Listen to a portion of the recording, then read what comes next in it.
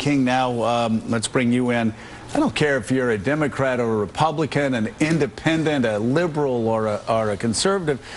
I mean, there are a lot of us on both sides of the aisle that are really concerned that this has been going on to this degree for years, and we didn't know about it.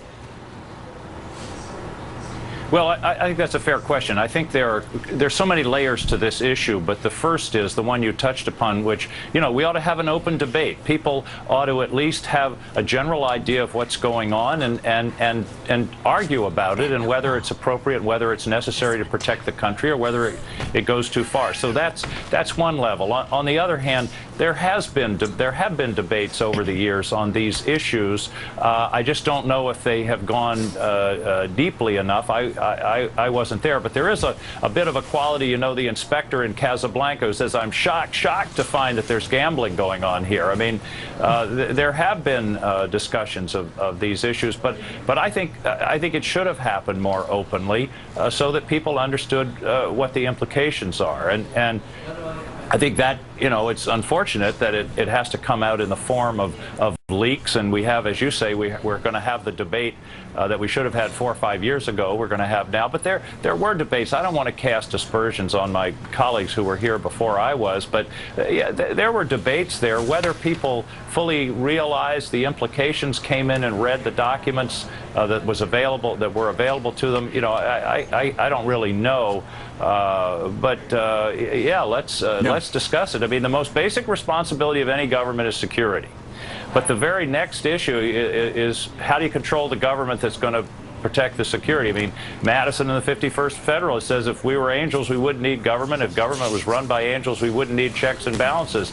And yeah, here's a perfect example of it. And the question is, where's the appropriate balance? And whether it's but by the way, I want to have one sort of deep breath moment where, what if the headline this morning had been, "Obama abolished program that would have prevented nuclear destruction of Miami"? Well, I raise that question seriously, and you know, that's the kind of question that I'm sure makes Obama and everybody else that's involved in protecting the public stay up at night.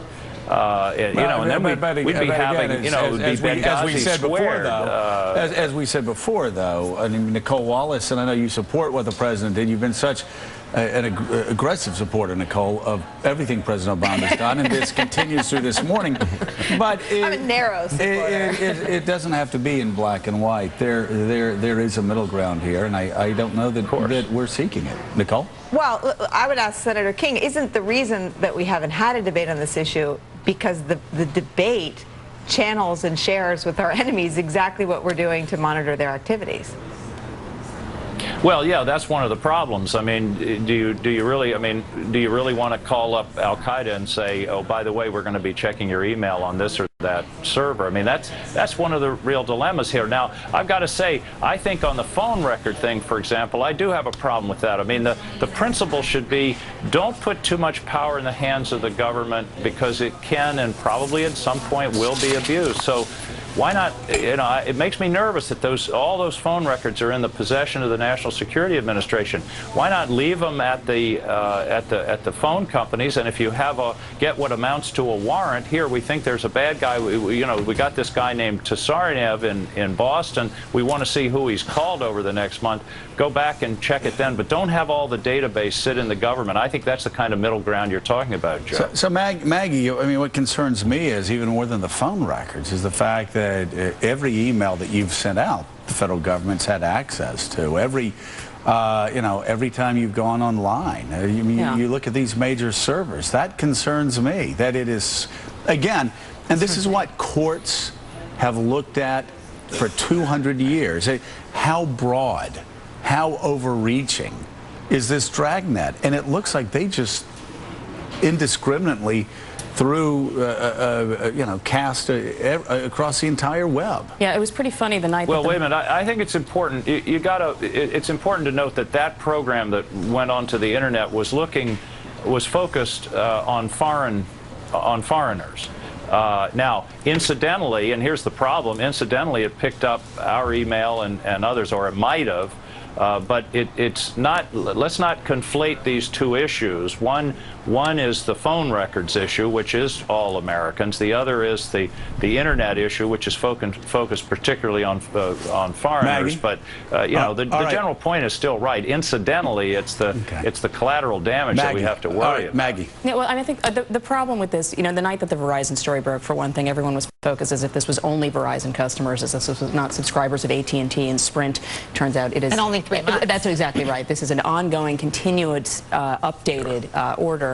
I understand what the senator is saying. I find it all concerning. When the story about PRISM, which was this email issue, broke, you had the companies involved denying that this was going on, and then you have the federal government confirming it's going on. And so this is the problem with, and I understand everything you're saying about supporting it, and you don't want to tip off the terrorists. I sort of think the terrorists have a sense that their servers could be checked regardless. And my concern here is that the federal government has not had this public debate. We have it retroactively, and the technology is changing so unbelievably rapidly that I don't know that it kind of comports with the current laws. I want to get Gene's take on this. I do have one more question for Senator King, though. I think one of the great frustrations a lot of Americans have is that every time some people raise concerns about privacy issues when these things come up, we're responded to with things like, well, it's this or the nuclear holocaust of Miami that you just pointed out. Where do you see, Senator, the line between privacy and national security, and how are we to know what that is?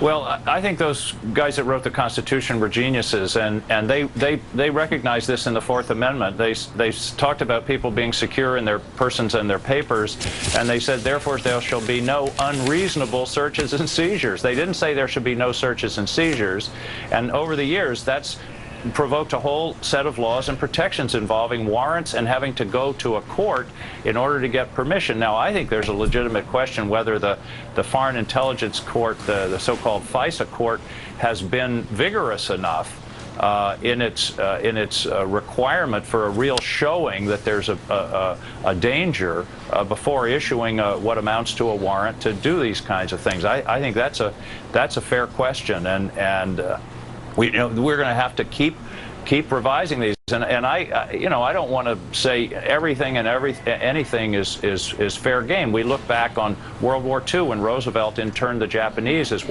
in California as one of the black marks in American history, and so we got to continue raising these questions. And I think going back to the very beginning of the program, Joe, one of the key things is an open debate about what are the limits going to be. So what's that debate going to look like? Go ahead, Gene.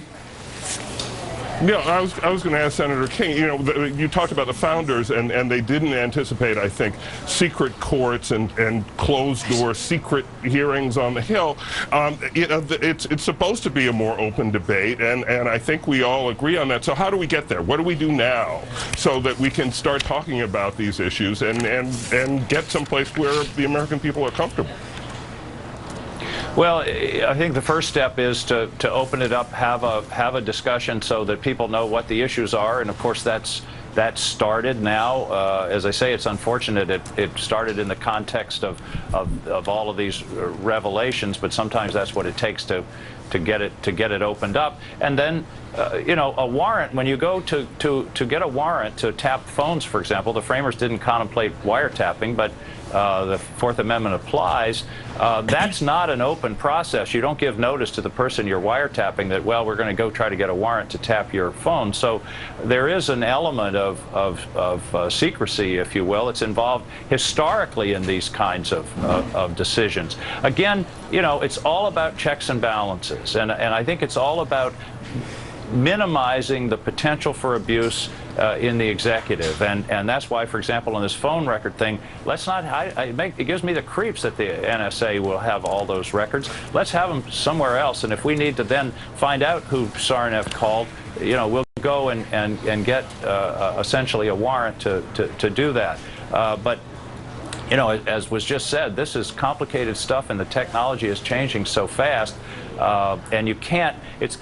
The executive will always justify any intrusion on behalf of security, and then, of course, it falls over and could get abused politically. So clearly there got to be limits, and that's I started asking questions in the Intelligence Committee yesterday of the NSA people, and I think you're going to see some changes made. All right, Senator, thank you so much for being with us, Senator Angus King.